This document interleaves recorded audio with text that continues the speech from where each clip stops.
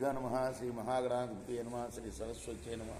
భక్తులారా, వ్యాస మహర్షి రాసిన భాగవత మహాపురాణం యథాతథంగా చెప్పుకున్నాం. ఇందులో భాగంగా 12 స్కందాల్లో 4 స్కందాలు పూర్తి చేసి 5వ స్కందాన్ని 29 భాగాలుగా చెప్పుకున్నాం. భరతోపాఖ్యానంలో ఉన్నాం.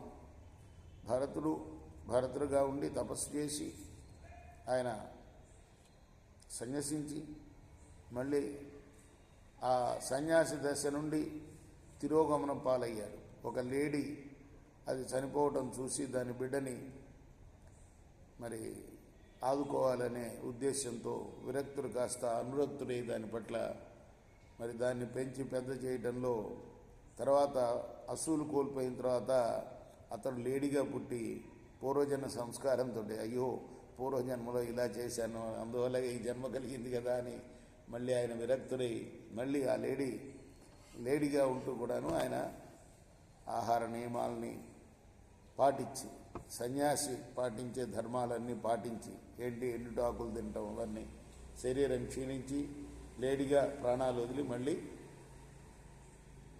బ్రాహ్మణుడి కడుపులో పుడతాడు. పేరు చెప్పలేదు పురాణంలో. జడభరతుడు అని నామకరణం చేశాడు వ్యాసుడు ఆయనకి. ఎందుకంటే జడుడుగా ఉన్నాడు ఆయన, అలా పెరుగుతూ ఉన్నాడు. ఆ జడుడు అంటే అసలు ఏ సంబంధం లేకుండా ఒక అవధూతలాగా అనమాట. అసలు ఈ ప్రపంచాన్ని ఆయనకి అన్ని జన్మలు గుర్తున్నాయి ఇవన్నీ. కాబట్టి అసలు ఈ దేహం మీద ఆయనకి ఆసక్తే లేదు.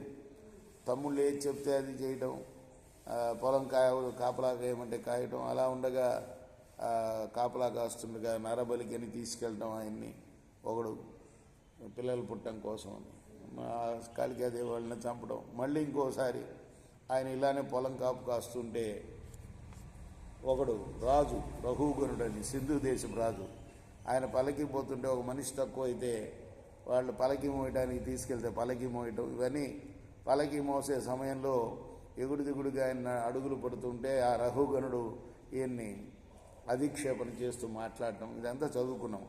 ఆ ఘట్టంలో ఆయన తత్వబోధ చేస్తున్నాడు అనమాట. ఏంటి, పల్లకి మోస్తూనే రాజుకి అది గ్రహించి అయ్యో ఈయన ఎవరో తత్వవేత్త అని పల్లకి దిగి చూస్తే మరి యజ్ఞోపవీతం అది ఉండి ద్విజుడని తెలుసుకొని కాళ్ళ మీద పడి నేను దైవాన్నన్నా ఖాతరు చేయను కానీ బ్రాహ్మణుడికి బాధ కలగటం నేను సహించలేను, అయ్యో తప్పు జరిగింది నా వల్ల అని ఆయన శరణు పెట్టడం, ఇవన్నీ చదువుకున్నాం. ఆ జడభరతుడు చేసిన తత్వబోధలో ఉన్నాం మనం. కొనసాగిద్దాం ఈ రోజున 30వ భాగంలో. జీవుని మనస్సు విషయంలో ఆసక్తమైతే అది దాని సంసార క్లేశాలకి కారణమవుతుంది. అదే కదా రోజు చెప్పుకున్నాం భగవద్గీతలో మనం. ఇంద్రియాలు విషయాల వెంట పడిపోకూడదు, ఆసక్తి ఉండకూడదు, అనుభవం మాత్రమే ఉండాలి కానీ ఆసక్తి పెంచుకోకూడదు కదా.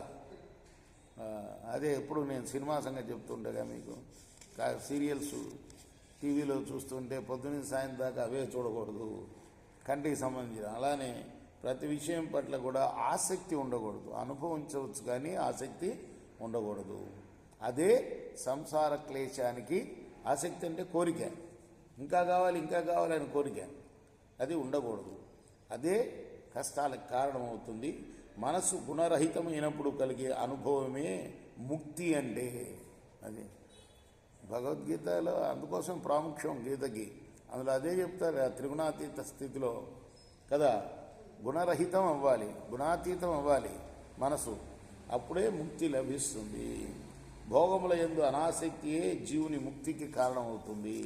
జీవుని మనస్సు విషయములందు నేతిలో వత్తులు పెట్టి దీపం వెలిగిస్తే పొగలతో కూడిన జ్యోతి పుడుతుంది. నేయి వత్తి రెండు లేకపోతే స్వస్వరూపాన్ని పొందుతుంది.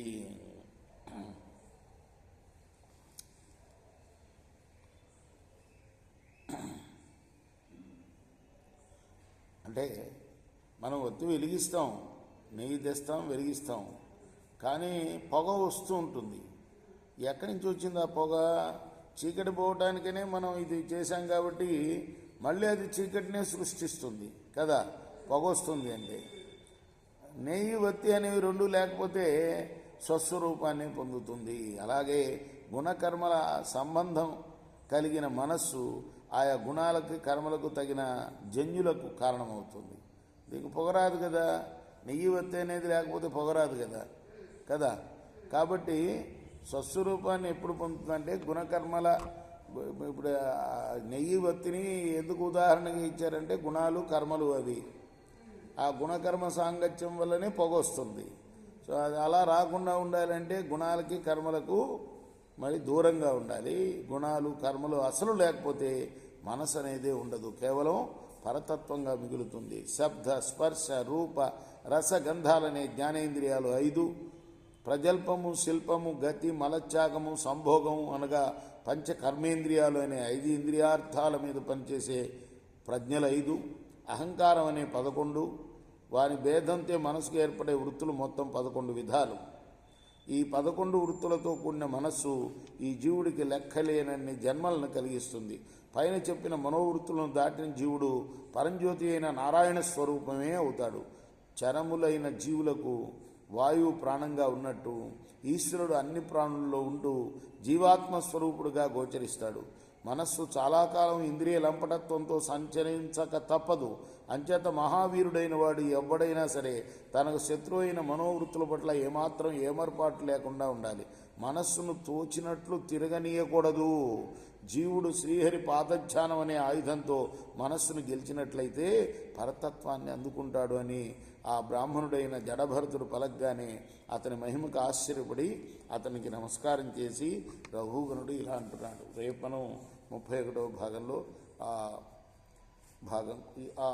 ఈ తత్వ విచార చింతన అనే ఇద్దరు కూడాను రఘుగణుడు ప్రశ్నించడం, జడభరతుడు చెప్పడం అనేది మనం కొనసాగిద్దాం. కృష్ణార్పణమస్తు. సాయి కృష్ణార్పణమస్తు. శ్రీ సచిదానంద సద్గురు సాయినాథ్ మహారాజ్ కీ జై. చేకోరా హారతి.